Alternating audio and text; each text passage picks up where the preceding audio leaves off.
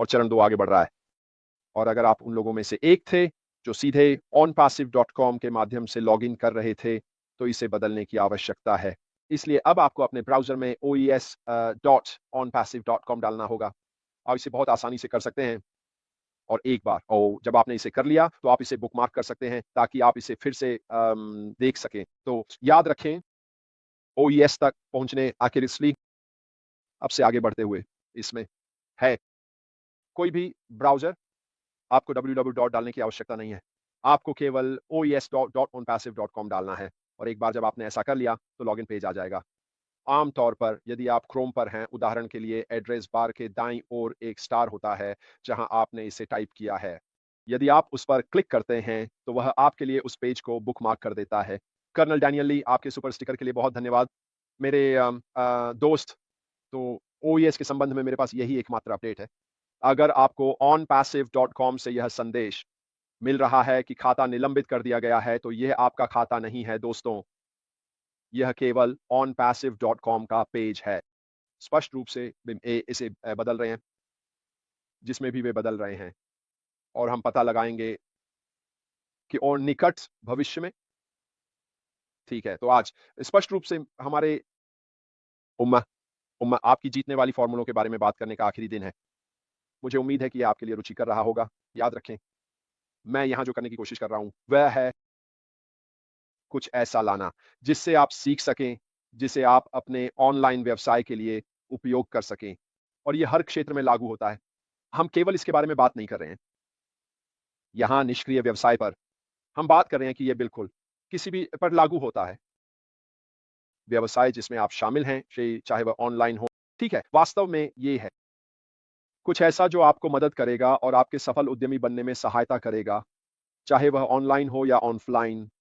यदि आप इन कौशलों को लागू करते हैं और सीखते हैं, तो यह निश्चित रूप से आपके व्यवसाय में आपको बहुत मदद करेगा।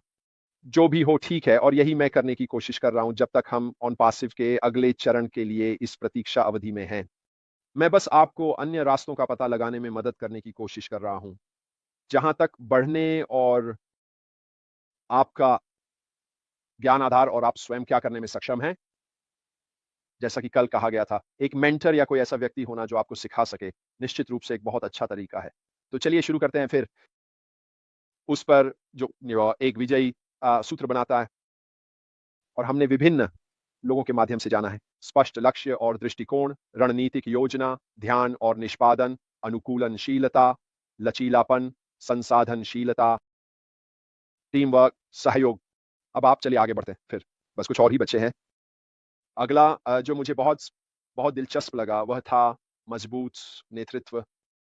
और इस सामने आया, जहां तक मजबूत नेतृत्व की बात है, प्रभावी नेतृत्व दूसरों को सामान्य लक्ष्यों को प्राप्त करने के लिए प्रेरित और प्रोत्साहित कर सकता है।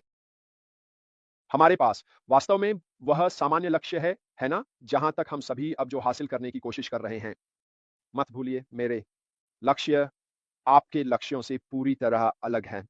हर किसी के लक्ष्य उनके अपने होते हैं, लेकिन एक चीज जो हमारे पास समान है, वह है हमारे पास एक अत्यंत बहुत मजबूत नेता है, अश्मी फराह। और यही वह सामान्य आधार है जहां तक हम देख रहे हैं।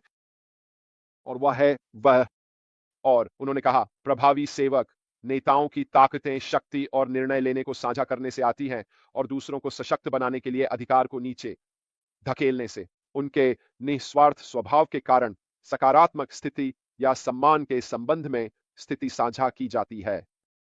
इसका अंग्रेजी में क्या मतलब है? मुझे पता है कि यह थोड़ा जटिल लगता है, लेकिन मूल रूप से इसका मतलब है, वह एक नेता के रूप में सामने से नेतृत्व कर रहे हैं। वह जो कर रहे हैं उससे कोई आत्मसंतोष नहीं ले रही हैं। वह व्यवसाय के भीतर जो अधिकार है, उसे नीचे धकेल रहे हैं और यह सुनिश्चित कर रहे हैं कि हम वही हैं जो उनके कार्यों के लाभार्थी होंगे। हम उनके नेतृत्व का अनुसरण से कर रहे हैं, लेकिन बदले में हमारे उनके नेतृत्व का अनुसरण करने का पारस्परिक हिस्सा यह है कि वह उत्पादन करें मंच जिससे हम लाभार्थी होंगे। यदि आपके पास ऐसा नेता है जैसा कि अश्मी फराह के पास है, तो हम कहीं बेहतर स्थिति में हैं। जहां तक अन्य लोगों का सवाल है, धन और वैभव के पीछे हैं। जो उनके पास है, वे इसे साझा करने में रुचि नहीं रखते, वे इसमें रुचि नहीं रखते उस धन को चारों ओर फैलाने में। वे अपनी लालच में बहुत संकीर्ण हो जाते हैं कि वे क्या हैं और कौन हैं। हम पूरी तरह से विपरीत हैं। हमारे पास एक सीईओ है जो हर मोड़ पर और हर अवसर पर यह जोर देता है कि वह इसमें अपने लिए नहीं है, कि उसे पैसे में कोई दिलचस्पी नहीं है।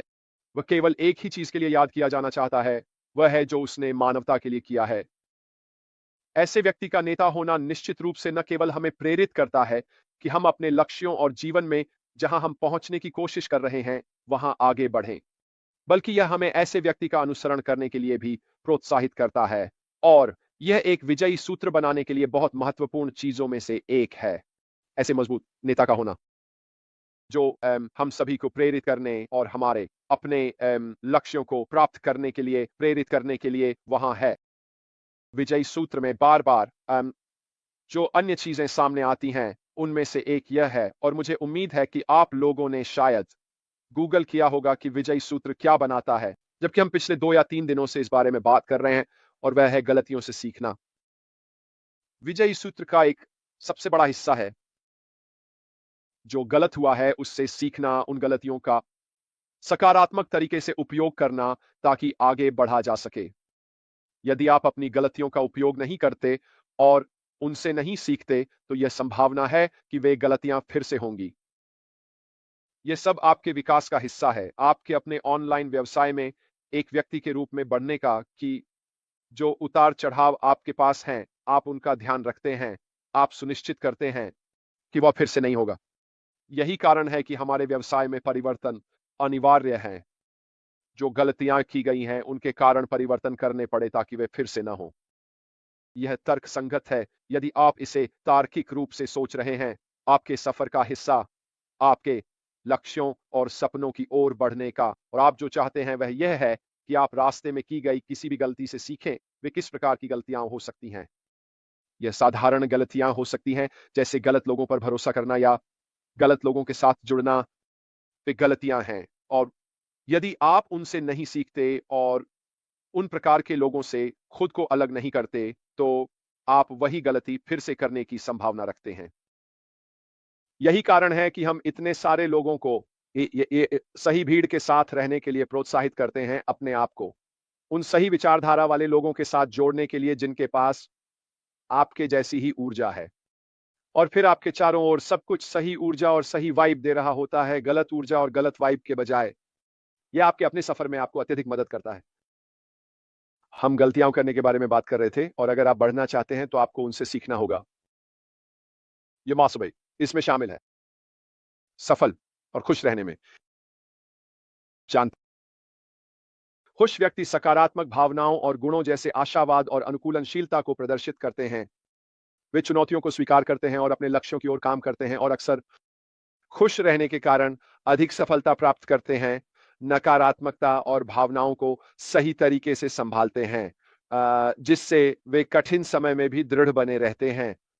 पश्चिमी संस्कृतियों में खुशी को अक्सर एक पूर्ण जीवन के केंद्र के रूप में देखा जाता है, और शोध से पता चलता है कि खुश लोग बेहतर संबंधों का आनंद लेते हैं, अधिक आय प्राप्त करते हैं, श्रेष्ठ कार्य प्रदर्शन करते हैं, मजबूत स्वास्थ्य रखते हैं, और अंदाजा लगाइए क्या, वे अधिक समय तक जीवित रहते हैं। कई हम कितनी बार सुनते हैं कि चिंता मार सकती है। ये आपकी मदद नहीं करने वाली है ना? लेकिन ये आप जानते हैं, खुश लोग इन चीजों को बहुत बहुत बेहतर तरीके से झाड़ सकते हैं। इसके अलावा व्यक्तिगत अंतर्दृष्टि, खुशी और सफलता कोचिंग भी आपकी बहुत मदद करती है। अगर फिर से ये वापस जाता है, अपने आप को उन लोगों के साथ घेरना जो उन लोगों की तुलना में थोड़े अधिक खुश हैं, जो नहीं हैं, और अगर आप खुद को ऐसा करने में मदद कर सकते हैं, तो यह वास्तव में आपके सफलता स्तर को बढ़ाने में मदद करेगा, चाहे आप जो भी कर रहे हों। इसके अलावा हम नेताओं के साथ संबंधों के बारे में बात कर रहे थे, और शोध ने पाया है कि सेवक नेता संबंधों को बढ़ाते हैं और सभी स्तरों पर दूसरों के साथ अच्छी तरह से जुड़ते हैं। वे सभी टीम सदस्यों के लिए एक जुड़ाव, एक संबंध की भावना को बढ़ावा देते हैं, सहयोगात्मक रूप से काम करते हैं, टीम वर्क और मूल्य पर जोर देते हैं। अंतर दूसरों के लिए यह आपको अपने लक्ष्यों को घर लाने में भी मदद करता है। आपकी यह धारणा चाहे जो भी हो कि कौन सा साक्ष्य आधारित नेतृत्व ढांचा या दर्शन सबसे प्रभावी है, यह उतना महत्वपूर्ण नहीं है जितना कि यह स्पष्ट रूप से समझ